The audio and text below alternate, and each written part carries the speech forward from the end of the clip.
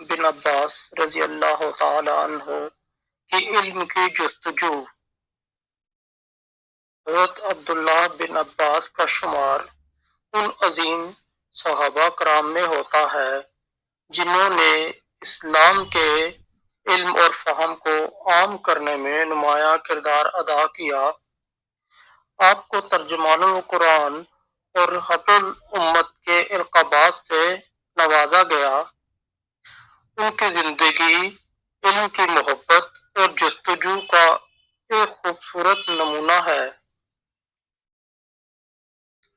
ابتدائی زندگی۔ حضرت عبداللہ بن عباس رسول اللہ صلی اللہ علیہ وآلہ وسلم کے چچا حضرت عباس کے بیٹے تھے۔ آپ کی ولادت نبوت کے 3 سال قبل مکہ مکرمہ میں ہوئی۔ بچپن ہی سے آپ میں ذہانت، شوق، علم اور دین کی محبت نمایاں تھی۔ کم عمری میں ہی رسول اللہ صلی اللہ علیہ وآلہ وسلم کے ساتھ وقت گزارنے کا شرف ملا، جس نے آپ کی شخصیت پر گہرا اثر ڈالا۔ رسول اللہ صلی اللہ علیہ وآلہ وسلم کی دعائیں۔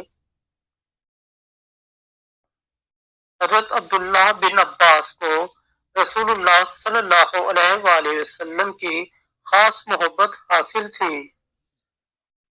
آپ صلی اللہ علیہ وآلہ وسلم نے ان کے لیے دعا کی، یا اللہ اسے دین کی سمجھ عطا فرما اور کتاب اللہ کی تفسیر سکھا۔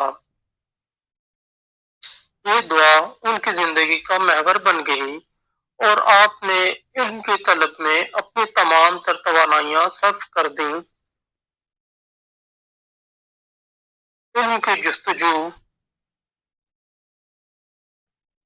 رسول اللہ صلی اللہ علیہ وآلہ وسلم کی وفات کے بعد بھی حضرت عبداللہ بن عباس نے علم حاصل کرنے کا سفر جاری رکھا۔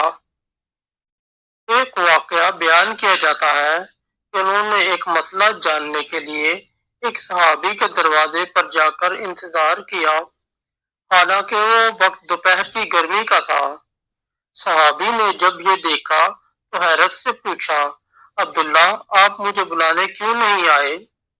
تو آپ نے فرمایا، میں علم کے طالب کے شایان شان نہیں سمجھتا کہ استاد کو تکلیف دوں۔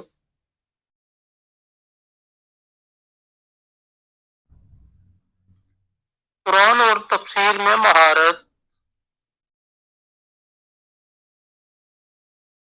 حضرت عبداللہ بن عباس کو قرآن کریم کی تفسیر اور فہم میں بے مثال مہارت حاصل تھی۔ آپ اکثر لوگوں کو قرآن کے معنی اور شان نزول سمجھاتے۔ خلیفہ دوم حضرت عمر بن خطاب بھی ان کے علم کو بہت قدر کی نگاہ سے دیکھتے اور اپنے دور خلافت میں عام معاملات میں ان سے مشورہ لیتے تھے۔